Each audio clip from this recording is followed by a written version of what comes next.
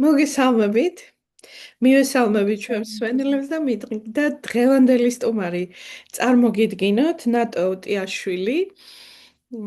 არის ხელოვანი ადამიანი და მე მინდა თვითონ წარადგინოს თავისი თავი, იმიტომ რომ შემოქმედებითი ადამიანის წარდგენა მაინც მირჩევნია რომ თავად გააკეთოს. რა საქმიანობ ნატო? მოგესალმებით, ძალიან მიხარია თქვენთან ესეთი ფორმატით შეხვედრა. ვარ მხატვარი, ხელოვანი ადამიანი, ყველანაირად სულით ხორცით.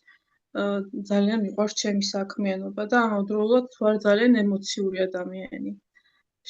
თქვენი ზრდის ფაქტორი ამაში ძალიან დამეხმარა, ცოტა უფრო მეტად რომ გავხსნილიყავი. იმიტომ მჰმ. რომ ადრე ესეთ ფორმატზე ვერც ვიფიქრებდი, რომ თავად ყოფილიყავი ინტერვიუ ემოციებისგან ჩაგეწე. დაუცილებელი.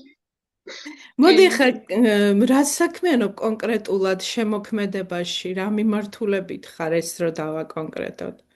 ხატავ აბსტრაქციონიზმის მიმართულებით, გობელნის ქსო, ტიხულ მინაქარს, თოჯინებს, ну, რა ვიცი, ბევრი შენი რამე მიცდია. შემოქმედება სად შეიძლება რომ ნახოს ადამიანმა იხილოს? ჩემი შემოქმედება ძალიან მცირე რაოდენობით არის ფალიაშვილის 39-ში ჩარჩოების ატელიე და იქ შეგიძლიათ ნახოთ. თბილისში. აა თბილისში, დიახ, ვაკეში. ვაკეში. ძალიან კარგი. Facebook სოციალური გვერდი თუ გაქვს ამისთვის კიდევ? კი, მაქვს და უკვე რამდენიმე წელია ვაშენებ კონტენტს, ძალიან რთულია, იმიტომ რომ აბსტრაქციონიზმი ისედაც რთული გასაგებია ადამიანებისთვის და ყველას რა თქმა უნდა არ ესმის. ხო, თვითონ ხელოვნებაც ყველას არ უყვარს. დიახ. ну, არ არის ეს ფუფუნების თემაა და მაგიტომ კარგი.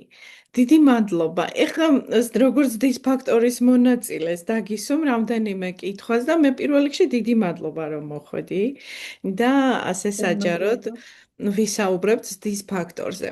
როგორ მოხვდი ჩემთან, ან თუნდაც დის ფაქტორი როგორ მოვიდა შენთან? ის ფაქტორი მოვიდა ონლაინ, ვნახე თქვენი ვიდეოები. ძალიან სიამოვნება თქვენი მოსმენა, არ ვიცოდი თუ კურსებიც გქონდათ და ყოველთვის დიდი ინტერესით ვუსმენდი თქვენს ახალ-ახალ ვიდეოებს და ეს იმდენად საინტერესო თემა იყო, როცა რამით დავინტერესდები ხოლმე, მაქსიმალურად უნდა ამოვწურო თემა, აი ესეთი ინტერესიანი ვარ და კვანტური ფსიქოლოგიაც, რა თქმა უნდა, ჩემთვის იყო სიახლე და იმდენად დამაინტერესა, რომ ინტერნეტშიც მოვიძია რაღაც თემები, მაგრამ თქვენ ძალიან საინტერესოდ გადმოსცემთ გასაგები ენით და იქ ცოტა რთულად იყო ყველაფერი მოთხრობილი და მაინტერესებდა ეს თქვენი უშუალო კურსები. აი რა მაგრამ მოლოდინები გქონდა დის ფაქტორში რომ მოხვედი და აი 3 კვირა დაახლოებით ერთი თვე ვიყავით რა ერთად 4 კვირა გამოდის თავის ნულოვანი მოდულით. რა მოლოდინები გქონდა და რა მოგცა? შენ კი თქვი თავიდან ცოტა ემოციების მართვა ვისწავლე, ხო ეგ კი, აღნიშნე? ცოტა ვისწავლე. კიდევ ერთი რაღაც გაცნობიერება მოვიდა ჩემთან, რომ ყოველთვის ესეთი ვიყავი, რომ მინდა რომ აი ყველას მოვეწო. კარგი გოგოს როლში ვიყავი ყოველთვის და აი ეხლა რო ეს თქვა, ამას იფიქრებენ, ის რო გავაკეთო, ამას იფიქრებენ. ეხლა რაღაცნაირად მოვდუნდი მაგ ხრივ, იმიტომ რომ თუ უნდათ მაინც იფიქრებენ ყველაფერს ჩემგან დამოუკიდებლად და აღარ მინდა რომ ვიყო კარგი გოგო. მინდა ვიყო ის რაც ვარ. და ზუსტად დიახ. ისეთი შემიყვარუნდა, ისეთი დავინახოთ, როგორიც მე ვარ და როგორი სულიერებითაც მე ვარ ამ სამყაროში მოსული. და ეს როლის და ნიღბის მორგება არავისთვის არ არის საჭირო და დის ფაქტორმა სწორედ ეს დამანახა, რომ აა ნიღბის მორგება არ არის საჭირო. იმიტომ რომ არ მოეწონები ყველას, აჰა. არ შეუყვარდები ყველას. თუ უნდა იფიქრებენ, თუ არ უნდა არ იფიქრებენ. ну, ეს ზედმეტი დაძაბვა ადამიანის გონების და ცუდია, ასე ვთქვათ და ეს ფორი აქედან მოდიოდა და რაღაცნაირად იმდენად დავმშვიდი და იმდენად შინაგანი სიმშვიდე მოვიდა ამის მერე, რომ მივხვდი, რომ ეს ძალიან ცუდი იყო, ვაწვალებდი საკუთარ თავს ამ მხრივ, იმიტომ რომ იფიქრო რაც უნდათ. მჰმ. რამე ვფიქრობ, რომ პრაქტიკამ განაპირობა ეს? ეხა მაგალითად არ იფიქრო ან სხვების აზრი ფეხებზე დაიკიდე, როგორც არის ქართულად გამონათქვამი და ნუ ფიქრობ სხვები კი, რას იფიქრებენ. ეს ისედაც გვსმენია და ეს ყოველ იმაზე გვესმის რა ახლობლებიდან თუ ეს რამე ეს ერთია გესმოდეს და მეორეა გააცნობიერო სიღრმისეულად და შენად გახადო კი. ეს. აი რამ განაპირობა ეს რამე ტექნიკა გააკეთე, რამე პრაქტიკა ჩვენმა მედიტაცია. დამკვირვებლის ტექნიკამ მოიტანა ეს გაცნობიერება და საკუთარი თავი გავათავისუფლე, ასე ვთქვათ, ზედმეტი ჩარჩოებისგან.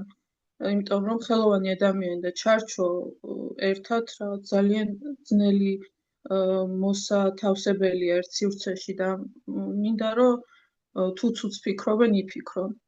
არ მინდა მივცეთ რომ სხვებსაც უფლება იფიქრონ და ჩვენც მივცე უფლება, მივცეთ. როგორებიც არიან, ისეთები იყვნენ. კი, ძალიან კარგი. და ეს პირველი მოდული, ნულოვანი და პირველი მოდულის შედეგი. აი დანარჩენი მოდულები, როგორიცაა პოზიტიური აზროვნების ჩვენში გადაყვანა, თვითშეფასების ზე მუშაობამ, ამ მოდულებმა რა შედეგი მოიტანა 61 დღეში? ამ მოდულებმაც ცოტა შედეგი მოიტანა, იმიტომ რომ ადრე რასაც ძალიან გავადრამატულებდი და დეპრესიაში ჩავარდებოდი, იყო რაღაც გამოცდილებები ამ პერიოდში ძალიან ექსტრემალურად გავიარეს დისფაქტორი, ნუ იცის ამაზე ხოლმე, ხო, საუბარი არ მაგ დროს მინდა. გამწვავდება კი, ყველაფერი. კი და ნუ უფრო მეტად თითქოს მსუბუქად გადავიარე ეს ყველაფერი, ვიდრე შეიძლებოდა რომ ყოფილიყო. მჰმ. ძალიან კარგი. როგორ გონია, ვის ურჩევდი ეს დისფაქტორში მონაწილეობას? რა კატეგორია ადამიანებისა? ეს არის სულიერად პროფესიონალური კატეგორია თუ შინაგანი მდგომარეობა? აი როგორ ფიქრობ, ვის ურჩევდი? თვითონ ადამიანს თუ არ უნდა რა რჩევაც არ უნდა მისცე, ალბათ არ მიიღებს მონაწილეობას, მაგრამ ყველას ურჩევ, ვისაც სულიერება და ამ მხრივ ზრდა აინტერესებს. მე ყოველთვის მაინტერესებდა ღრმა ბავშვობიდან სულიერება და ნუ ჩემი პროფესიაც ნაწილობრივ მაგას ემსახურება. ნაწილობრივ შემოქმედი. კი არა ძალიან დიდი დოზით კი და მინდა რომ ურჩიო ესეთ ადამიანებს, ვისაც უნდათ ზედმეტად დიდი ჩარჩოებისგან გათავისუფლება. იმიტომ რომ საზოგადოება იწვევს ამ ჩარჩოებს და წნეხს დროთა მანძილზე. მერე გაცნობიერება მოდის, რომ არ არის ეს მნიშვნელოვანი. მჰმ. ეს არის მოხვეული თავს. თავს მოხვეული, ამას აცნობიერებ, ეს უბრალოდ ცოდნით კი არ იცი, რეალურად აცნობიერებ და გადაგაქვს ეს პრაქტიკაში. ძალიან კარგი. კიდევ ხო არ დაამატებდი რამეს? არ ვიცი, ჩემ შემოქმედებაში ვცდილობ გადავიტანო რაღაც დადებითი ყოველდღიური განწყობა თუ რაც იქნება და ძალიან კარგია. ძალიან ძალიან კარგია, დიდი ხო? მადლობა თქვენ. აი არ ვიცი, მადლობა ცოტა ალბათ ამ ყველაფრისთვის. იმიტომ რომ თქვენი საჩუქარი იყო ეს დისფაქტორი ეს ჩემი საჩუქარი ცხოვრებაში. იყო, ხო, შენთვის? კი, საჩუქარი იყო და რა ვიცი, ორმაგად, სამმაგად და 100 მაგად უფრო ის იყო მნიშვნელოვანი, ამ იმიტომ რომ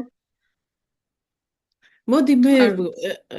რო გაუგებრობა არ იყოს, Telegram არხზე არსებობს ესეთი ჩატი გვაქვს, სადაც არის მადლიერების მარათონი, უკვე მიმდინარეობს მე-6 თვე ალბათ მეტი. კი, და მართლა იქ დამოუკიდებლად. დავაანონსე, რომ ვინც ყოველდღიურად მადლიერებას გააზიარებდა ჯგუფში, 3 თვის მანძილზე მადლიერების და სიხარულის მარათონს, მას საჩუქრად გადაეცემოდა და რეალურად რამდენიმე გოგო იყავით.